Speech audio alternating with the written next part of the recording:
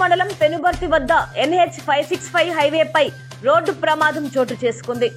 ఈ ప్రమాదంలో రాపూరు పట్టణానికి చెందిన నగిరి వేణు 48 సంవత్సరాలు అక్కడికక్కడే మృతి చెందారు. బైక్ పై పెంచులకోన నుండి రాపూరుకి వస్తుండగా పెనుబర్తి సమీపంలో గుర్తుని వాహనం ఢీకొని అక్కడికొక్కడే మృతి. కేసు నమోదు చేసి దర్యాప్తు చేపట్టిన పోలీసులు.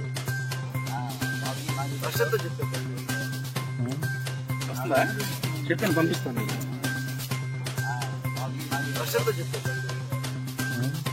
వస్తుందా? చెప్పండి, పంపిస్తాను.